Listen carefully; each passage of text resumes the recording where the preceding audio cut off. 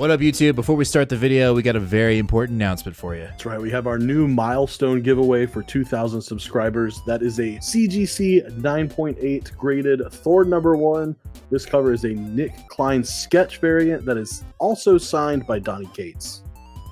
What? Are you crazy? Yes, we are. When we hit 2,000 subs, we're giving away this bad boy. So make sure to hit that subscribe button, ring that bell, and give us a like. It would be much appreciated because we want to give this away, but we only can do that when we hit 2,000 subs. Let's get to the video. What up, comic fam? I'm Jim. I'm Blaine. And this is Two Fat Guys Pull List, and we've got another fresh new comic day video for you for the week of April 23rd. And that's right, Nate is not above me. It is our guest host, our surprise pinch hitter. It is Blaine from Comic Club Podcast. How you doing? Doing good. I am happy to be here. Excited to talk about some new comics. All right. Well, it is a Chuck week because we've added Blaine's books into the list, right? So a lot more DC than we normally would have. So I'm super excited for that. And I think we're going to, it's going to be an interesting dynamic because as everyone knows, the show, we try to incorporate DC, but we're not that well versed into DC. And Blaine, he's pretty well versed into the DC comic lore, so it's going to be very exciting. From Image Comics' Assorted Crisis event, issue number 2 from Camp. Issue 1 was crazy. It was I wouldn't call it a mixed bag, but it was confusing. But I think in a purposeful way, right? And are you reading this? Have you read this? I am not, unfortunately, and this is going to come up. It's one of my things. I'm not really reading any indie books right now. I like to pick them up in trades. Right. But this is one that was like really high on my list because Camp is like the superstar in comics right now. And so I'm really excited to check this out. I want to hear more about it. Yeah, it's a crazy ride. The first issue was very hectic. It felt the characters were disassociated with all the destruction and mayhem that was going on around them because it felt fabricated, and suddenly got real at the beginning of the last issue. And it looks like we're going to continue that here in issue 2, and I can't wait for it. I wasn't going to pick this book up originally when issue 1 came out, and then Hall of Justice kind of did their job and was like, "Are you going to read that?" And I guess it did the sales pitch, right? So I am excited for it. I'll go ahead and put in a potential patois pick of the week, possibly. We'll see. I have a quick question. So, yeah. I mean, Assorted Crisis events, I'm assuming, and I don't know the full what this is even about, but, the DC head over here is I hear Crisis and my ears perk up. And I love Crisis events. And is this playing on sort of like reboots, retcons, Crisis events, but it's through the eyes of normal people? That's kind of like the pitch that I had kind of heard. But like issue 1, how does that kind of play out, and how do you feel about it? You said it's confusing. It's confusing in the sense that you've got main characters who are surrounded by crises around them. Sure. And they just kind of treat it as a normal thing. Alternate timelines coming in and out of their reality, massive weather events going on around them that aren't necessarily real, but they could be, but it just doesn't bother them. People within this reality using these events for motivation to film movies, right? So they think that what they're seeing outside is potentially part of a production rather than a real event. And then at the end of it, it actually like comes to fruition and actually happens. We have a main character who always says hi to this like corner store clerk, right? And suddenly he's running for his life, and she's like, don't worry about it. It's just a movie, right? It's just they're filming a movie. And a meteor flies through and just goes straight through his head, and he dies. And that's how the first issue ends. You're like, okay, this is real, right? And so we're progressing through this idea in issue 2. It was definitely a slow build, so I don't anticipate issue 2 to just be guns blazing, but I do think it's gonna ramp up as we progress through the story. So I'm definitely looking forward to it. Yeah, that's one. This is one that I'm definitely going to check out when it comes out in trade. I highly recommend it. All right, after that, we got the Power Fantasy issue number 8 from Karen Gillan. He's doing his best to be the next Jonathan Hickman. I don't think that's a pretty tall order. I don't know if he'll actually pull it off, but he's doing his best. I will say that. And the power of fantasy, I couldn't explain it to you if I could try 8 issues in. But essentially, we have these beings who are, each of them have essentially a nuclear arsenal within them in the sense of power level, right? So they're dictating what really happens in the world. And so as we've built this story up, we've kind of time jumped. That's what he's done. He's kind of done like Quentin Tarantino, if you will, through these current 8 issues. And things are starting to get a little hectic right now. We've got, certain beings aligning with other beings. We've got other ones that are kind of doing their own thing. And then we have this one that's kind of created this like cult church that is essentially getting ready to end the world. And you have these other beings that are trying to stop her or keep her under control. So I think that's where we're kind of heading with this issue. Issue 7, we kind of did that already, but I think we're actually going to get the climax here in issue 8. Another one that I would recommend if you haven't read it yet to get in trade, because I think it's Kieran Gillen at his best. And I think he's done a really good job of, he has data pages in them, but they feel like they mean something. Whereas when he was doing his X run, it was data pages to have data pages. And sure, that just got really frustrating. But here, I think it's a useful tool to build the narrative that he's telling in this story. So yeah, I mean, he is so smart. I love reading his newsletter.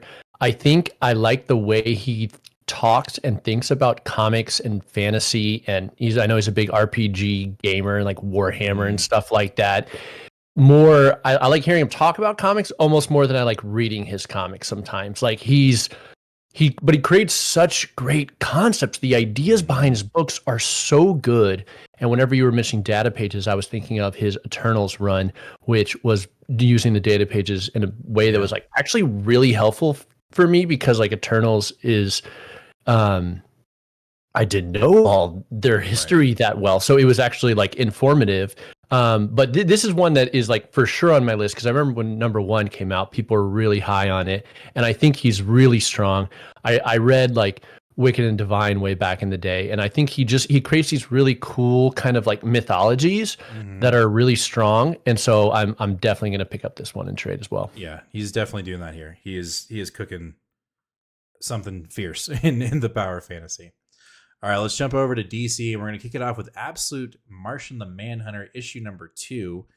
I loved issue 1. We didn't have a show when issue 1 came out, and it was my pick of the week. It was Nate's pick of the week. This, I think, is the embodiment.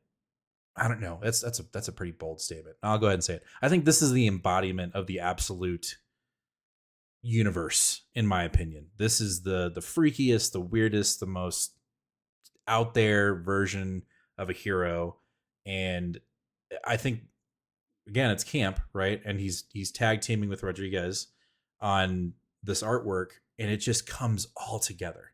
This concept of just crazy psychedelic artwork, and then the narrative of it just being almost completely different. I mean, I could be out of bounds. I don't know much about Manhunter, so maybe I'm off on saying that, but to me, this concept of this character feels the most adventurous, and I like how Camp is utilizing the physical media of this book. Yeah. The first issue was like the best issue I've read in like 5 years, it feels like. Like it just completely blew me away in kind of like oh, I didn't know you could do that. And you're talking about, I'm guessing kind of like the last page, like there's this, the Martian vision you get. And there's this really fantastic kind of using the physicality of the book and light in a really cool way that is trippy as hell. And I love like this smoke, and it's kind of like, it's like I didn't know you could kind of do that, and it got my brain thinking in a lot of ways about like the colors and the psychedelic aspect of it. There's a lot of good like panel grids in here that like echoes over and over. That and then you see this recurring Martian as you see on that cover in front of us, that is so weird kind of looking. And it's like, I know Javier Rodriguez like made it out of clay. He's got like a little model sitting on his desk of it and stuff like that whenever he was designing that Martian. And this to me, I mean, like you were talking about the embodiment of absolute. It's odd because this almost feels like an Elseworlds book to me. It feels almost like really like out of step with the Absolute Universe in a lot of ways, which is like dark, grittier, like what happens when you got dark side energy like on the DC universe. But this is like doing its own psychedelic drug trip. And all my favorite writers, Alan Moore, Grant Morrison, they love drugs. And so I'm all the way in on this one. I think if I had to compare it to what's going on with the Ultimates in Marvel, it's kind of like the Peach Momoko X-Men. Totally. She's kind of doing her own thing. Yes. It's just a completely different, almost feels void of the concept of Ultimates. And it's feeling, we're only issue 2 in, but it feels so much like that over here in the Absolute. So yeah, definitely looking forward to it. And I'll stamp it Potential Patois. Stoked. It's just, it's good. Speaking of another Absolute book that I am just obsessed with, and that's Absolute Wonder Woman issue number 7, the beginning of this new arc. We're trapped in hell, and her adopted mother is trapped. She has been taken hostage, and I don't know if we have the same artist as we did in issue 1, or not issue 1, issue 6. If it is, I'm stoked, because even though it was a different, it was a jump in artists. Let me double check here. Let's see. Yes, we do. So we have the same artist. It was more of a realistic approach to the character than the more, the previous artist that had like a more of a kind of a Greek mythology style that I also really enjoyed. But I usually get kind of upset or I get frustrated when we jump different artists. But if we're doing it at the beginning of an arc and the setting has changed and we're in hell, I'm a little bit more lenient on it. And then when the artwork is as fantastic as it was in issue 6 and it will continue in 7, I'm all in for it. It's only when you're in the middle of an arc and you get an artist change and it just feels completely different, changes the tone of the story. So we're not getting that here, which I'm very happy with. But again, like if you've watched this channel before, I am obsessed with Absolute Wonder Woman right now. It's such a good story. It's so great. And I mean, I think you said it really well when modern comic artists, they really want to go super detailed. And we are served amazing artists right now in ways that we haven't always had in the past. And that means they're not going to be able to always hit monthly deadlines unless you're like some of these guys can do it. And it's just like, wow. But I think you said it best, which is just like, it makes sense when it is by arcs. And I think Greg Rucka's like Wonder Woman run where he was doing like a New 52, he did every 6 issues was a new artist. And I love that because it gives the artist time to really spend time on it. And the thing that makes this work is you have Jordi Belair doing the colors and the sort of like the tone of the book. She uses a lot of really nice textures in the color, and it creates the same vibe no matter what is who doing the artist. And I'd imagine there's a lot of collaboration in terms of the design, because this current artist is playing off of the designs of the previous artist. And the things that I love about this, which kind of runs counter to Wonder Woman that came out last week, is they were doing the Greek mythology in Wonder Woman, and it was very your classic Greek myths. Zeus with the big beard, Dionysus, eating the grapes, the big fat guy, and then all the different things, Mercury and all the different characters. Here they're like gods of light with like wings and stuff. Like I really love the designs of the Greek pantheon in this book. And Diana with magic is just like, I don't know why nobody thought of that before, and it's just so perfect. Yeah, she has an arsenal, right? She's got anything and everything up her sleeves when it comes to defending or fighting. So yeah, definitely looking forward to it. All right, let's go on, and we're gonna move on to some DC books that aren't on my list, and I have no knowledge whatsoever. I'm not reading it, so Blaine's gonna take over here. And we've got Batman issue 159, the Hush 2 arc. Sure. I was a little skeptical of this one, and I guess I'm still a little skeptical. I honestly do not remember what happened in the first issue of this arc. And, you got Jeff Loeb writing, you got Jim Lee on art, and they're revisiting this classic story. I'm going to read Batman until the day I die. I'm never going to miss an issue. I've never missed an issue since I started becoming a monthly reader. That's just how it's going to be. I believe the original arc was 12 issues. This one's going to be 6 issues. We'll see what happens. The first Hush story was a big mystery. The whole thing was, who is Hush? And you kept getting the wool pulled over your eyes. Oh, it's Jason Todd. Oh, it's this person. Oh, it's this person. And then you eventually find out who Hush is. And it was a mystery book, basically. Mm-hmm. And I'm still trying to figure out, what is Hush 2? We know who Hush is. They didn't set up a mystery in the first issue that I remember. And so I'm trying to think of like, what is sort of the point of this? And I don't really know. I know, it's selling well. Like whenever I went to the shop, like people were like, oh, Hush 2. I mean, Jim Lee on art is always an occasion just to go back to your shop and pick him up. I mean, the dude's an absolute legend. And whenever he's doing interiors, it's like, yeah, let's read some Jim Lee interiors. But he doesn't always get paired up with the best people. I mean, the last one that he did might have been like Frank Miller's All-Star Batman and Robin, which, you know, it took years for that thing to come out, and you know has a lot of its problems that is well documented, I suppose. But I don't have much to say about this because I should have maybe brushed up on the first issue, but it wasn't memorable. Let's just say that. Interesting. Yeah, I've you know Marvel does kind of the same thing where this is a continuation of the story that came out 10, 15 years ago. Sure. Civil War 2. Right, and people are kind of like, why? I don't want that. You know what I mean? Right. And clearly people do want this. Like you're saying, the numbers are high. But it's interesting that you say that like issue 1 wasn't quite as memorable. So should be interesting to see, like you said, like 6 issues. Where will it connect? Where will it end? How is it going to lead into the new Batman that's going to pop up, a couple of months from now when they relaunch the title? So I don't know if it will lead into. I think it's going to be like cut and dry, like new Batman now, which gotcha. I'm stoked. I'm actually really excited about that new Batman. Who's writing that? Matt Fraction. That's right. Yeah. And then Jorge Jimenez is still on the art, right?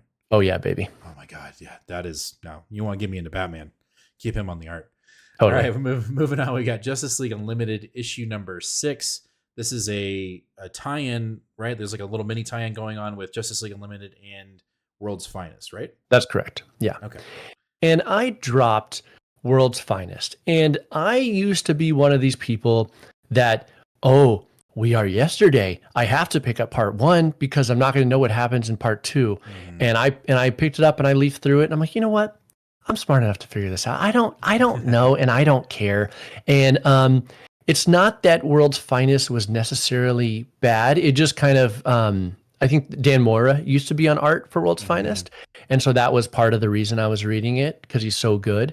Yeah. And once he moved on to this book, and he's doing Superman as well, I believe, then I was just like, okay, time to move on. Mark Waid, the thing that he does the best is I feel like he doesn't do these big reinventions, that you get with the Hickman or a Grant Morrison. He is more like your classic. He just nails the classic core of the characters in ways that work so well. And that's why he's always doing Golden Agey takes and Batman and Robin and some of these books like this. This is one of these little mini arcs that I think is pretty inconsequential. And so it doesn't really bother me that much because it's not going to change the face of the DC universe forever. This is a mini arc and it's a little fun thing. As far as I understand, Gorilla Grodd is kind of like playing with time in a way that's going to make the Justice League Unlimited kind of like maybe meet up with their old counterparts. One of the solicits for an issue has some really cool stuff where they start to bring in like different iterations of these characters through time. And I feel like I'm just going to make up some characters, but like maybe like Superboy Prime was there, then like some like Batman Who Laughs. They're bringing in some of these characters that like, DC heads like are just like, it'll be kind of cool to see some of these Elseworlds or kind of forgotten characters appear again. I'm excited about that. Justice League Unlimited to me so far is very much just like a slow, let's introduce this large cast of characters. Let's set the stakes because they're in the Watchtower again, and they're like forming these little mini squads that, we need a bunch of magic users to combat this magic thing. We need a bunch of powerhouse hitters to fight this big thing. And so, it is really doing a lot of setup in a lot of ways. We haven't had the big, like, here's the point of it. They're still slow playing who the big villain is, the big bad that's like the new big threat in the Justice in the DC universe. And so we'll kind of see what that happens there. But again, I believe, if I'm not mistaken, this is Dan Moore on art, and that's kind of worth it for me. And I just follow the Justice League because, if you're reading DC, you kind of need to be reading some Justice League. If you're reading Marvel, you kind of need to be reading Avengers, right? Depending on how good it is sometimes. So that's kind of where I sit on that. And I thought they were kind of introducing, or at least I vaguely remember when I read issue 1, that Unlimited was going to be this kind of linchpin to when the inevitable happens and the absolute and current timeline kind of come together, right? Like I felt like, at least when they had the I forget what it was called, but they had that big the all-in event. Yeah. All in #1. Yeah, so I remember them kind of playing up the Justice League Unlimited comic as this, like, stay tuned, right? And I'm wondering if that's still kind of the case. Again, I haven't read since it launched, so they're slow playing this. If you remember, when you get to the middle, you read it front to back and front to back, and the middle was this League of the League of Superheroes. Was that what they're called? The superheroes in the year 3000, whatever they're called. Yeah. And they're like bad versions. There's the absolute dark side versions of them, and I think they're starting to seed them in here a little bit. But I think the best way to think about this is it's just a retitle of the Justice League. Like, he just decided to call it Justice League Unlimited instead of Justice League of America. And they do that with everything. They do that with Uncanny X-Men, Astonishing X-Men. Right. They do it with every book. And I think I heard a previous episode of you being like, "Oh no, Justice League Unlimited's crossing over to New Gods," and it's like it's not a crossover. It's just the League showing up. It's just the Justice League showing up, and they call this Justice League Unlimited because the team is everyone. But whenever they show up, it's always going to be, the Trinity plus whoever is the kind of core team right now. And Martian Manhunter is depowered right now. He's one of the big things is, like, some people's powers have swapped, right? And some people have lost their powers, and he has lost some of his powers. So usually he is a big linchpin of the Justice League, and right now he's kind of like we're trying to solve that mystery of what's going on with Martian Manhunter. Right on. Okay, cool. Yeah, and I remember that storyline when we first, everyone, powers had swapped or hadn't gone back. So that's interesting. I'm glad that it's still going. All right, jumping over to our last DC book, we've got Superman issue number 25, the milestone 25th issue. Again, I jumped off of this. I don't remember. I think what made me jump off was the change in art. I don't remember who was it Campbell? No, that was the right. Yeah, it was. It was No, okay. no, yeah, it was him doing art. Okay, yeah, and that was the story could have been trash, and I was like, I love this. This looks amazing. This has got me completely enamored. And then it jumped around, and I'm like, okay, I'm out. I couldn't follow. So I am, blind in the sense when it comes to this book. Yeah, I'm skeptical of Joshua Williamson. I always have been. I think Scott Snyder.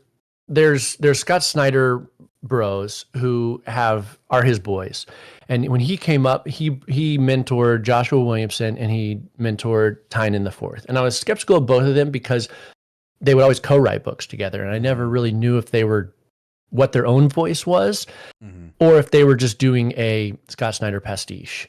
And Joshua Williamson, we know what's happened to Tynion. He's become his own superstar over here.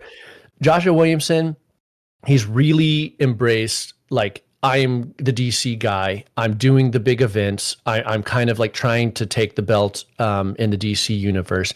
And to me, it's still quite never hit. The book, and I like you, dropped it until House of Brainiac. And then I was like, oh, dang, this was actually quite good. And part of it was also the art. The art was so strong in that book.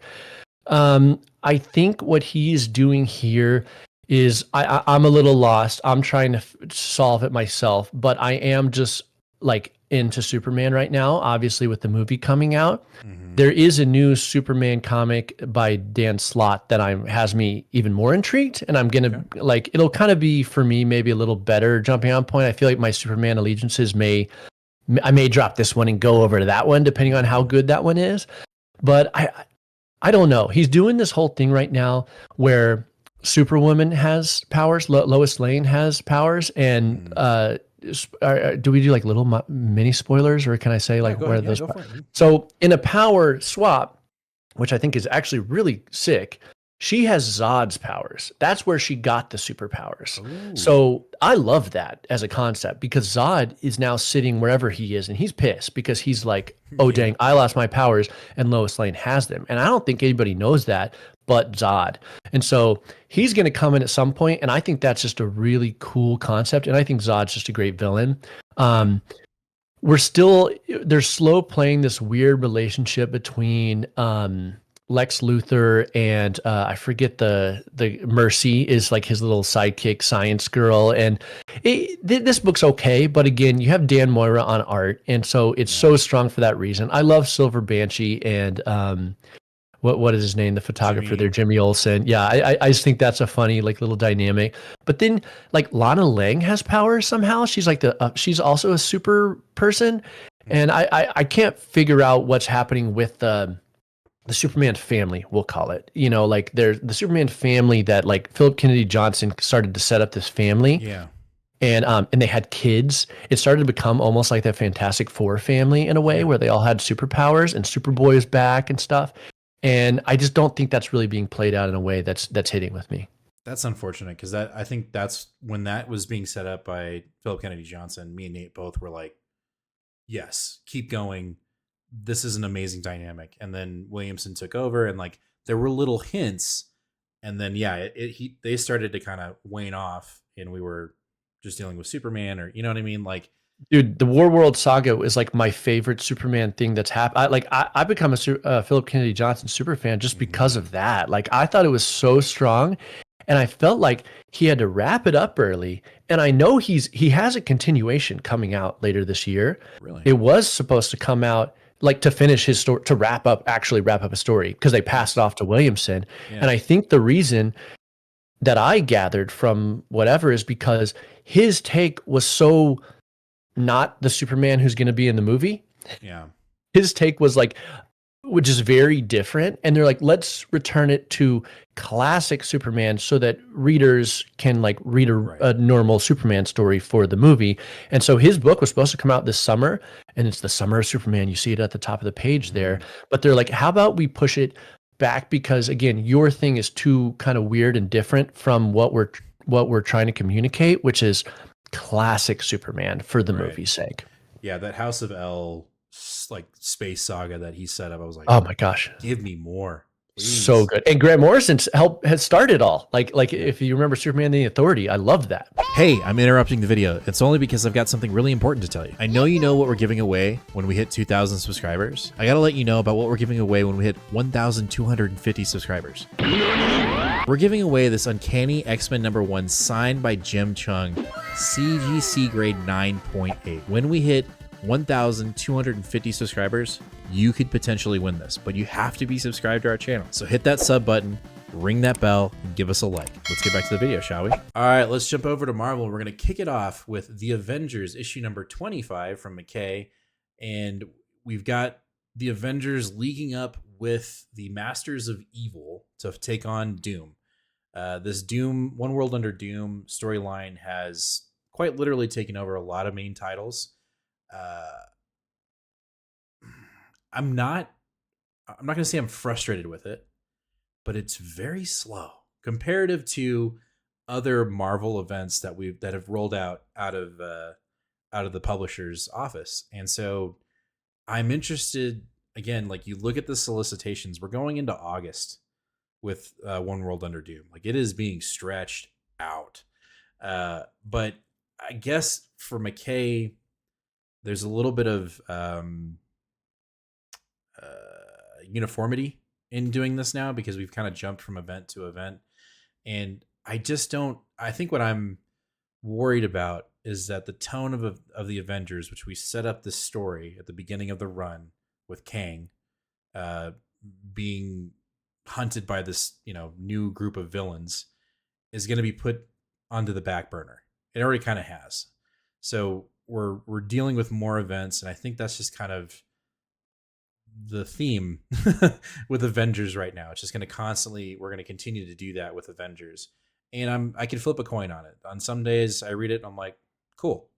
And then other days I'm like, well, what about that King storyline? Like, can we go back? Like, I was really intrigued with that. And now we're dealing with Doom. So, we had a little mini Black Cat arc, a couple issues ago, and now we're into this, just dealing with an event. And I feel like it's kind of choking the team. And I'm kind of frustrated with that because I like the Avengers. Yeah. I am not really so I'm not reading this book, but I'm always wanting to read it. And because like I said, like if I'm reading Marvel, I kind of want to know what's going on with I like, you want your Avengers to be strong, because if you have a strong core like team, then you have a strong line. And if that team is not, if that book is not doing well, I feel like it's not lifting up everybody. And I just haven't been able to find the jumping on point of his Avengers that I wanted. I looked at Black Cat and I was like, Black Cat doing some heist in space. I was like, nah.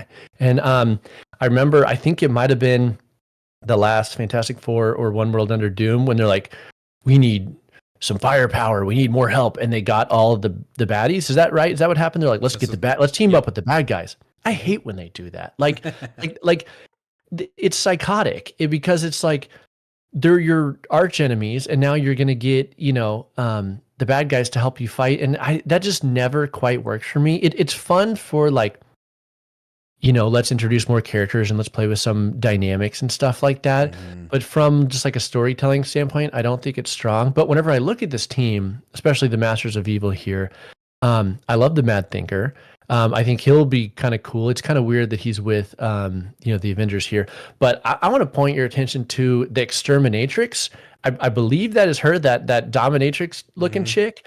And I just love her. She is in, I think Grant Morrison, I'm just name dropping Grant Morrison so many times. But they are my favorite writer. And by the way, they just appeared on a podcast where they hinted about doing a new Batman book or something like that on comic book couples counseling podcast. And I'm like, oh, hell yeah, let's go. And so there's a comic called Marvel Boy where Exterminatrix appeared. She's a villain in that. And then she was in Jason Aaron's Thor run for a while as well. And I don't know why, I love her. She's weird. I like really weird villains.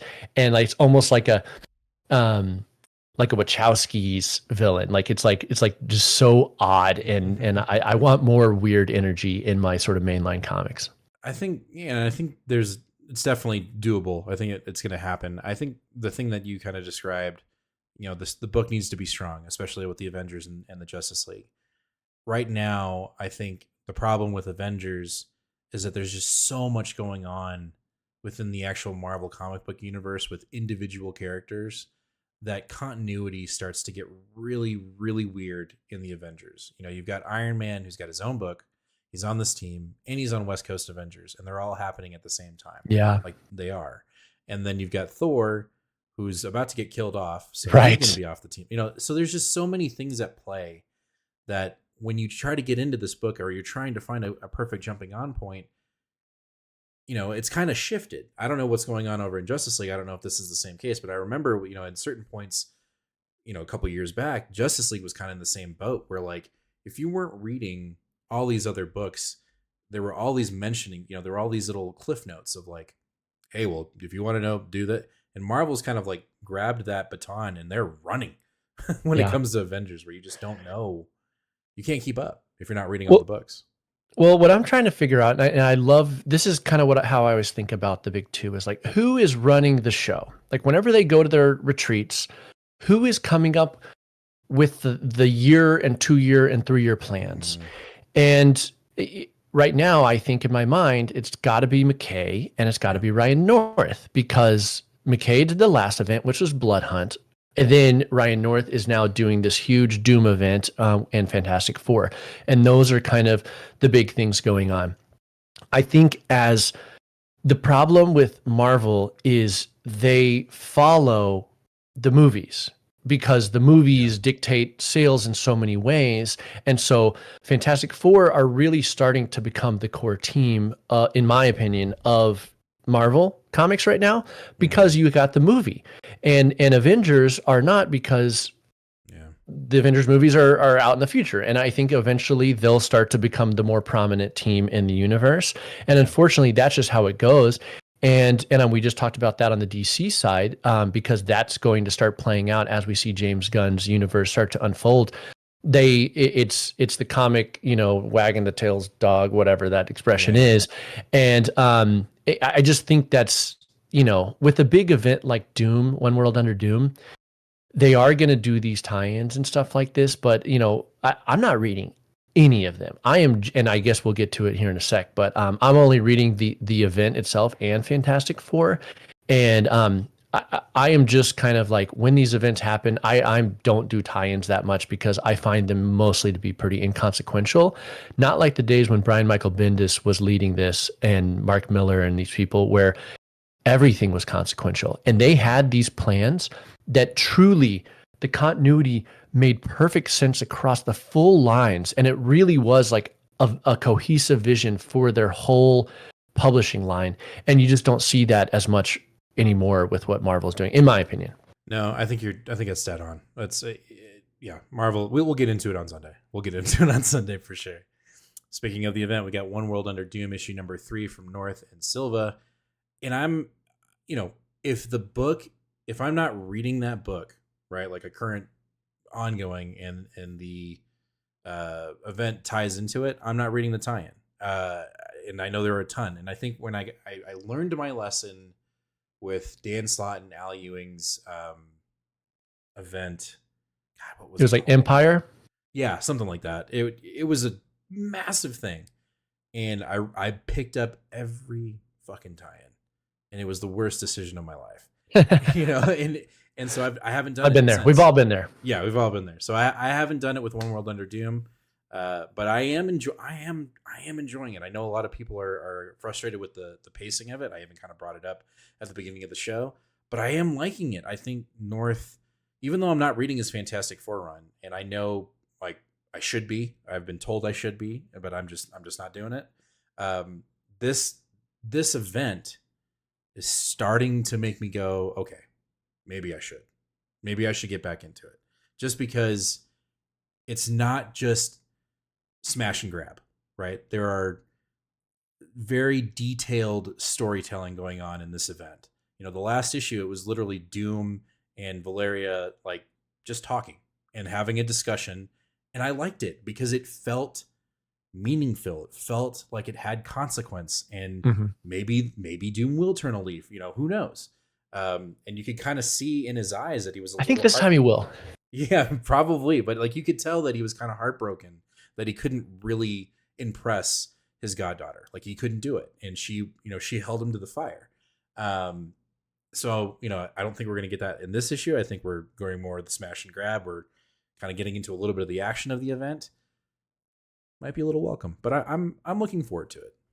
I think this book is incredible. I love it so much, and it really is.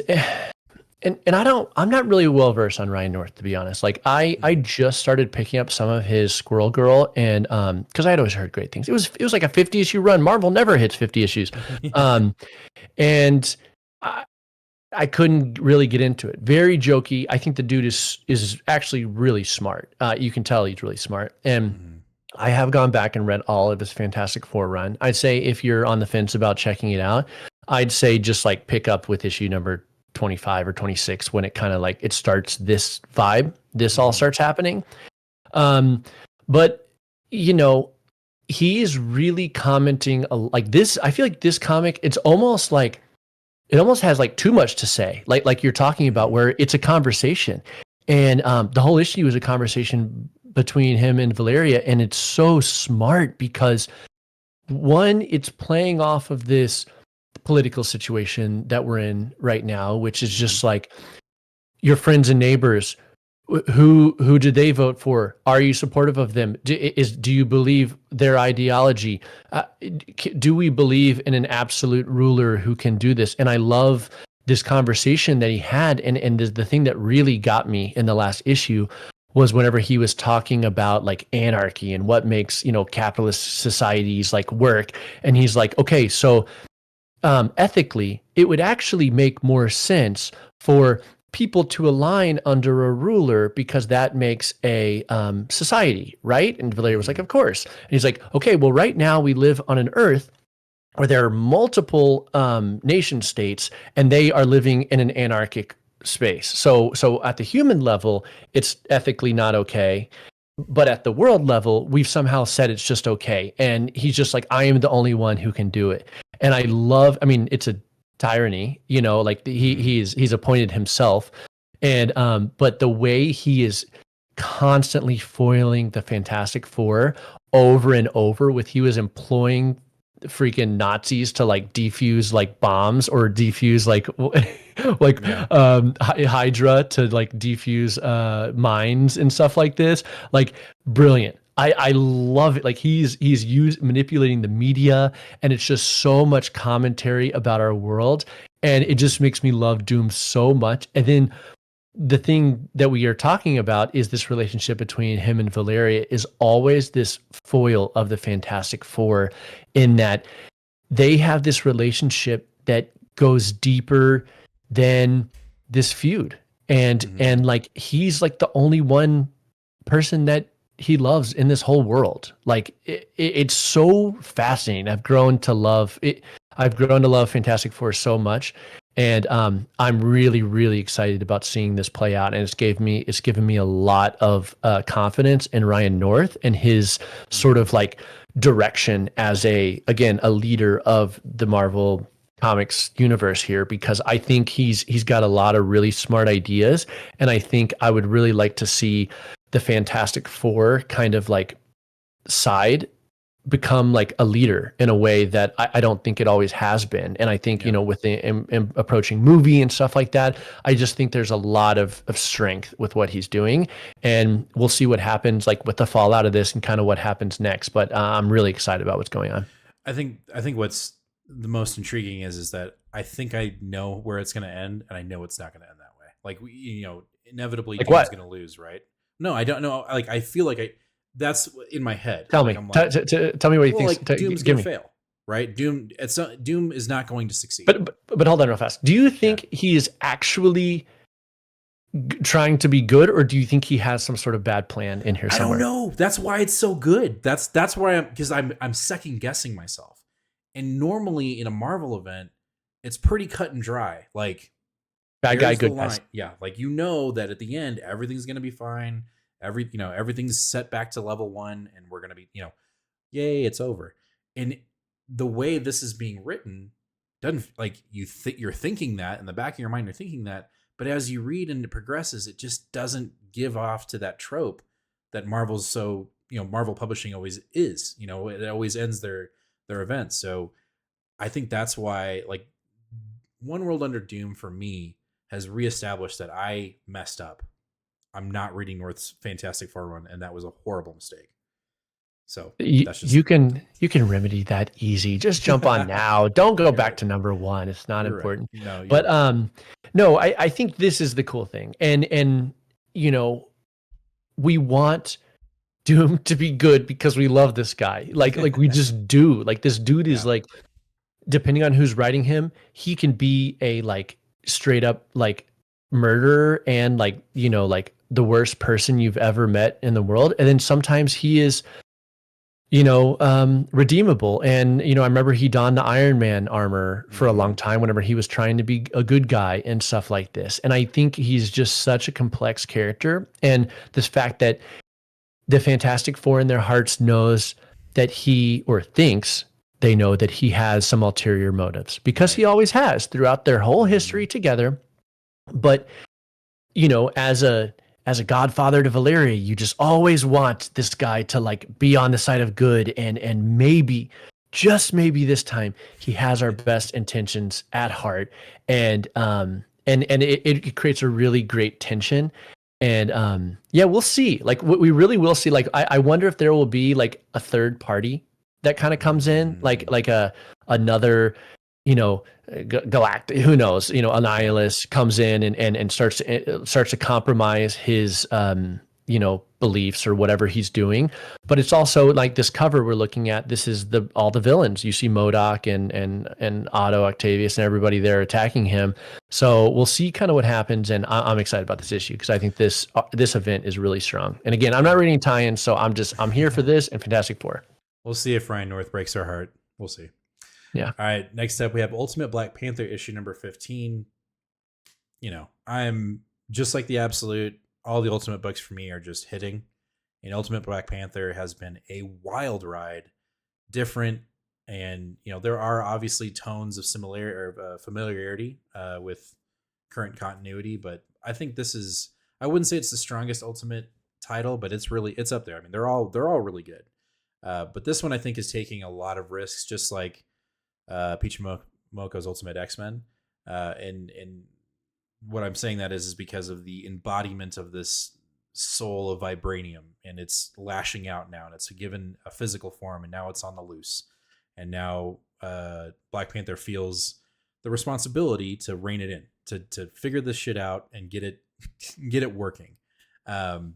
It's been fun. It's been a fun ride. I haven't been disappointed yet. A lot of the Ultimate books lately have been kind of doing I don't want to say it's artsy fartsy, but they've been doing these weird the Ultimates, the epic poem definitely was artsy fartsy. Yes, it was, and I understood it. I won't say I respected it, and the only reason why I didn't is because currently I'm reading my boys The Hobbit before we go to bed. So like I'm reading something that like was written that way and it had it, you know, intention. And then I read that and I was like, this just feels kind of carbon copy, not right, good. Dude. Right there with it's like I've read real good poetry and epic poetry before, and this is a less than. Yeah. Yeah. But hey, it's comics, right? So all I'm saying is don't do that here, please. Just keep on doing what you're doing. Let's not do something like what was the other one? Oh, and Ultimate Wolverine.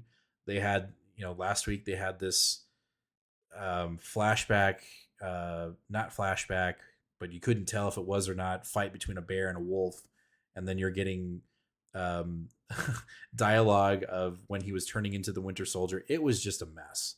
And then we got into the second half of the book, and it made sense. And we were like, oh shit, like this is what we're doing. And here are these new characters or old characters and where they're at in the Ultimate Universe. Just keep it like that here. Please don't do it. I know that sounds horrible and it sounds, you know, douchey, but Ultimate Black Panther's fine. We don't need to do that. So just don't. There you go. Yeah, I not reading this one. I don't have anything to comment on it, so I'll take your word for it. No, you're all good. All right, after that, our last book of the night. We always end with an X-Men book. We've got X-Men issue number 15 from McKay. And Stegman looks like he's back on the artwork. The fact that I'm even having that reaction is just mind-boggling because Stegman is a good artist. He is. And I just think this just isn't the book for him. And I say it every week when this comes on. But putting that aside, issue 14 felt like we actually made a headway when it came to X-Men. It felt like an X-Men book. And it was because we were paying off things that we built off in the first issue. And we're finally kind of solving some of these mysteries that McKay kind of rushed into. All right, we're kind of taking our time now, and we've got a new arc that we've started since the X-Men Hunt event, which I read begrudgingly, but now that's been cast aside, and it's birthed something else. We've got Hickman taking over an X-Men storyline with Professor X and his wife, so that's kind of cool. But we're dealing with the aftermath here in X-Men. And then we've got some other things that we've established in the run that we're going to be dealing with as well. But I think the one thing for me that could potentially derail this is the fact that Stegman is back from his break and he's back on the art. And I don't think you're reading this. I dropped it. what I'll say, and I say this every time this comes on, is I don't believe it's Stegman's art. I think it's the way it's being colored. Because when Stegman was on Venom, that book was very dark. I mean, you had black, white, red. That was about it. Like those were the main. Those were the prominent colors in that book. That's the color palette. Yeah. Yeah, and his artwork just shined. And now in this book, it just doesn't feel right. So hopefully that won't hinder what McKay has finally started to tell and has started to flesh out what he was trying to start before we started jumping into mini events and all these other different narratives. I guess this is my Batman, right? I just gotta read X-Men. I feel as shitty as it gets sometimes, I have to read it. Now, I'm not reading some of the other titles that are getting canceled. Like I'm just out on those. But if it's X-Men or Uncanny X-Men, I gotta read it. So we'll read it, and for better or worse, it's coming. Yeah, I used to be Daredevil, and X-Men used to be my Batman too, and I stopped reading Daredevil a long time ago, and X-Men. You know, I dropped this one, and I don't think I'm as critical of you about Stegman's art, just because I think he's fine. You know, I was never in love with him in the first place, so maybe you have a standard for Stegman that I don't think I ever had. But to me, I just don't really understand what McKay's mission with this book is. I don't understand what the whole X Lines kind of goal is and their premise is, and I'm always looking for that. I'm always looking for this new status quo is here for a reason, and here's what it is. And to me, what I've gathered from the X Line is it's just the fallout of Krakoa still. To me, that's how it feels. It feels like we got a couple X bands that have disbanded and then rebanded across the United States in different places, and they're doing their best to fight classic mutant things, anti-mutant sentiment, freaking Sentinels popping, just all the basic stuff that's always going to happen in X-Men books. But I just haven't found the through line. I haven't found the thing that's like, why should I care? And yeah, I dropped this one. I dropped Uncanny, despite I liked Uncanny, and I liked the team on Uncanny too, like the new mutants. Like I like when they introduce new characters. I like them a lot. I do like, and again, this is the last mention of Grant Morrison I'll say is you can tell McKay is just a super fan because he's got Kid Omega on here. He's got he's just playing in that universe, Glob Herman, and he's just playing in the sort of new X-Men sort of like playground, I guess. And so I like kind of what he's doing. I think this team is cool, like Psylocke. I don't know what's going on now with Magneto. I always love Magic. But I don't know. Something is just not hitting here. But I did just want to bring up, I think there was and I don't know how far you jump ahead on these things, but I was like, I just saw a solicit of after Apocalypse comes Revelation, right. This new, I don't know if it's a new event or a new thing coming up in X-Men. Mm-hmm. And I was like, okay, now like to me, it was like, now something is actually happening that has my attention because I'm into I didn't even know Apocalypse had a son. What? I didn't know that. But to me, I'm just like, okay, that kind of looks, you have a Warlock on the cover of that one. And now I'm like, okay, something could happen here, right? Something could actually then set a new sort of course for the X-Men line that I am looking for, because it really feels like a line that is not in conversation with the rest of Marvel at all. Like they're not crossing over. There's no interplay, and all the X team is spread out, and it's just I don't really see it.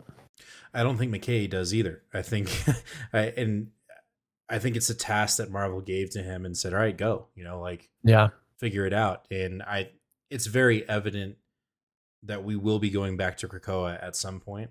Really? They mentioned it. You know what? Let's wait until. Well, there's a Hellfire Gala coming up, which I will definitely read because I love the Hellfire Galas. Yeah, well, it's a Hellfire memorial. Oh, that's right. Memorial. But you know what? Oh wait, I don't want to flush it out too much because I want. Well, let's dive into it on Sunday because good call. but I do think McKay is struggling because I think Marvel just kind of said, here you go, have fun, and then but here are these bullet points. Make sure to that's how it feels. So. It does. All right, that's going to do it for this week's New Comic Day video for the week of April. I got to remember again because we're going the 26th. And we'll be talking about all these books and more live this Sunday at 8 o'clock p.m. Central Standard Time. So make sure to join me and Blaine as we talk about these books. It's going to be a great time. But before that, let us know down in the comments, what are you picking up today? What are you going to read first? And what's your potential pick of the week? As always, make sure to hit that subscribe button, ring that bell, and give us a like. It'd be much appreciated as we're on the road to 1,250 subscribers, but we can't do it without your support. So if you're not already subbed, or you know somebody who's into comics, or maybe they're not into comics and they want to, find a new hobby, throw them a bone, give them our channel, and check it out. And if they like it, hit that sub button. Like I said before, we'll be live this Sunday, and it should be a really good time. So as always, comic fam, be kind to one another and read more comics. Later.